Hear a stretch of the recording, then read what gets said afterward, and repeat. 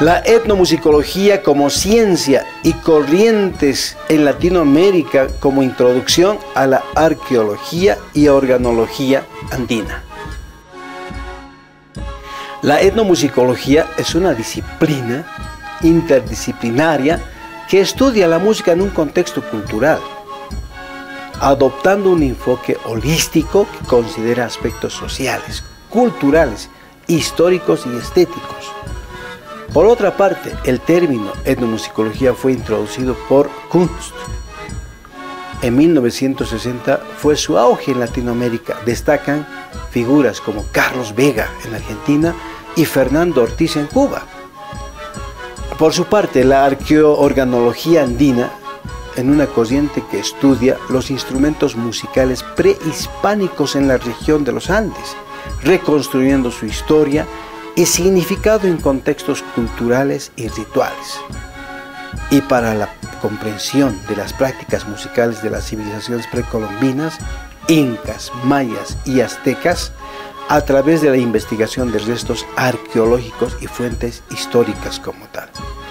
La etnomusicología ha abordado la música desde una perspectiva holística, histórica y antropología como tal. De esta manera ingresamos a lo que es la lectura motivadora. En la lectura motivadora vemos cómo la etnomusicología tiene que conducirnos hacia un apasionamiento, hacia el estudio de los ritmos, de las frases musicales, de todo lo que tiene que ver de las prácticas de los pueblos originarios como tal. Entonces, muy importante también la lectura motivadora. Como historia y antecedentes de la etnomusicología tenemos, por ejemplo, pensadores, pedagogos como Rousseau ya se había interesado por la música no europea. En el siglo XIX sobresale cómo un sistema de música se practicaba sin conocimiento alguno. Entre ellos Guido Arner propone la división de la musicología. En el siglo XX, Erich Moritz y Kurt Sachs crean un sistema de clasificación de instrumentos musicales. Y en el siglo XX se consolida. Kurt Sachs acuña el término de musicología comparada en su obra Música de las culturas exóticas. Y finalmente Kunst acuña el término etnomusicología en su obra Ethnomusicologie. Los enfoques y debates tienen que ver mucho con lo que es John Blackie en su obra How Musical is Man. Argumenta que el estudio de la música puede revelar aspectos de la cognición y la cultura humana. Timothy Reich, en su artículo Toward the Remodeling of Ethnomusicology, propone un modelo para el estudio de la etnomusicología basado en 3 dimensiones: lo histórico, lo social y lo individual. Por su parte, en los desarrollos recientes vemos el aporte de Steven Feld en su estudio Sound and Sentiment. Exploró las conexiones entre el sonido, la ecología y la cosmología. También Ellen Koskov, en su libro Mujeres y Música en Perspectivas Transcultural, abrió camino para la investigación sobre género en la etnomusicología. Como desafíos y perspectivas futuras tenemos la globalización y la tecnología digital han transformado las prácticas musicales en los contextos de la investigación. Jeff Titton, en 2009, ha propuesto un giro hacia la sostenibilidad, enfocándose como la disciplina puede contribuir a la preservación y vitalidad de las tradiciones musicales como tal. Sigamos adelante. Tenemos la etnomusicología en América Latina. Tenemos en 3 momentos. El primer momento es en 1960. ¿Qué ocurre? La realización de investigaciones y proyectos que han contribuido a la comprensión y valoración de la diversidad musical en la región. Otro, culturas indígenas, música ritual y ceremonial hasta el ámbito popular y de protesta. Y otro tercer momento, música de las culturas, ha contribuido a la comprensión intercultural, ha contribuido a la preservación del patrimonio cultural, la promoción de la diversidad musical como tal. Es decir, vemos cómo en realidad la música está ligada a la historia del hombre, cómo está ligada en el contexto de lo que es la cultura y lo que es la población. En la evolución de la etnomusicología latinoamericana a lo largo del tiempo tenemos lo siguiente. Preservación del patrimonio musical es uno de los objetivos de la etnomusicología en Latinoamérica. La comprensión intercultural y respeto por la diversidad para promover el diálogo intercultural y la valoración de las distintas expresiones musicales. Y finalmente tenemos el enfoque en la música popular. Plantea un abordaje de problemas de modernidad en la música popular. Existe música popular por doquier y por eso que muchos antropólogos o etnomusicólogos han clasificado la música popular como si fuese una mesomúsica como tal. Autores latinoamericanos que han contribuido al desarrollo de la etnomusicología en la región. Tenemos a Carlos Vega, considerado como el padre de la etnomusicología. Él es argentino, pero en México lo han considerado así. Tenemos a José Maceda, comprensión de la música como un fenómeno social y cultural. Esto en Ecuador. Tenemos a otro, a Juan Pablo González, relación entre la música popular y la cultura, en Chile. También tenemos a Toya Arechavala, la música tradicional y popular en Venezuela. Como por ejemplo acá, estos autores han contribuido realmente al estudio pormenorizado de lo que es la práctica musical. Luego tenemos los principales temas de investigación en etnomusicología. ¿Cuáles son? Tenemos en la música indígena y afrodescendientes. Está la música popular y urbana. Tenemos la música ritual y ceremonial. Esto en la etnomúsica aplicada como tal, ¿no? Tenemos aportes de la etnomusicología latinoamericana al estudio de la música en el mundo. Cómo la etnomusicología latinoamericana se destaca por su enfoque interdisciplinario y su compromiso con la preservación del patrimonio musical y la promoción de la diversidad cultural. Ahí vemos en realidad cómo en Bolivia tenemos 36 nacionalidades. Es como que tendríamos 36 estilos de música. Estas músicas han sido practicadas de acuerdo a lo que han heredado de sus antepasados como tal.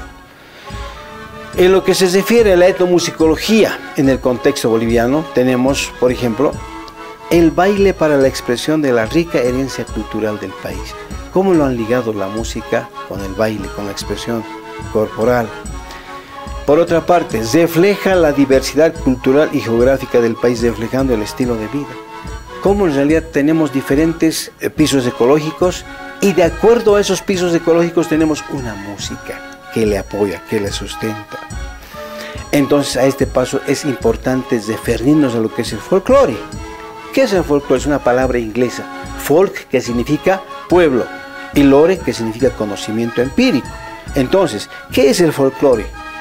El folclore es el conjunto de tradiciones, costumbres, creencias, música, danzas, cuentos, leyendas, artesanías y demás manifestaciones culturales que son transmitidas de generación en generación como tal, por la vía oral. Rasgos de un hecho folclórico. ¿Cómo yo puedo caracterizar un hecho folclórico? En primer lugar, pertenece a un pueblo, es rasgo de un pueblo como tal. Contenido folk para su buena investigación. Tenemos que ver en la parte socializante cómo en realidad el folclore me permite la práctica de una sociedad. Además de eso, está en una práctica vigente. La transmisión es vía tradicional y oral, y su difusión también es oral y musical como tal. La aculturación. Georg List, en 1963. Proceso por el cual una persona o un grupo de personas asimila una nueva cultura o aspectos de ella, lo que implica una influencia y un intercambio entre las culturas involucradas. ¿Cuáles son los grados de efectividad? Tenemos la vitalidad de cada una de las culturas competidoras, el grado según el cual la cultura dominante acepta o muestra tolerancia a los valores de la cultura que impone sus influencias, y finalmente el grado de diferencias existentes entre culturas. tenemos una pregunta que respondernos acá. ¿Qué aspectos se toman en cuenta en su propuesta de un proyecto de música intercultural en la unidad educativa donde desempeña sus funciones como docente en educación musical? ¿Cómo nosotros podemos generar una práctica de la música intercultural, entendiendo de que realmente acá tiene que haber una superposición de culturas? ¿Cómo yo puedo recuperar la música ancestral? ¿Cómo puedo contribuir a rescatar o cómo puedo de alguna manera contribuir a frenar realmente la alienación musical? Ahora, veamos sobre lo que es la introducción a la arqueoorganología andina. ¿Cómo se enfoca en el estudio de los antiguos instrumentos musicales y sistemas de música en América del Sur? ¿Cómo en realidad estos instrumentos musicales aparecen? Etnomúsicos han llegado a encontrar instrumentos diversos que estaban relacionados a un calendario de la práctica, de lo que es más que todo a las costumbres. Se interesa en la relación música y cultura. Por ejemplo, ¿qué áreas de estudio contempla? Uno de ellos es el estudio arqueológico de instrumentos musicales.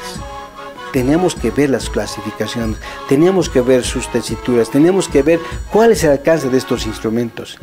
Análisis de la distribución y organología de los instrumentos musicales. Y acá voy a ver realmente cómo yo puedo descubrir realmente las potencialidades tímbricas de estos instrumentos originarios. Otra, la investigación sobre la acústica y el sonido de los instrumentos musicales. Acá viene la práctica, el estudio de la física. Las flautas de pan arqueológicas y etnográficas de la Latinoamérica del Sur. Tenemos que hablar acá los aerófonos andinos, especialmente los dos modelos de flauta más grandes e importantes, quenas y zampoñas. Realmente eso nos absorbe en gran manera, ¿no? Están asociados con las primeras etapas de nuestra civilización y están estrechamente relacionadas en la actualidad y se las practica. Esas versiones de la flauta colectiva son las más emblemáticas del mundo andino. Por eso que nosotros escuchamos una sinfonía aymara a través de los ciclos de Italaques, a través de los sicuris, los cantus, tantas zampoñas que nosotros podemos descubrir como tal. Tenemos las flautas de pan como identidad de naciones en Latinoamérica. Por ejemplo, la flauta de pan conocidas como sicu, antara y la quena. En Ecuador tenemos los rondados ecuatorianos y la paya. En Colombia, culi, camo, purruí, turibacue, pichanú, carizo, cahuá, cunli, chiflu.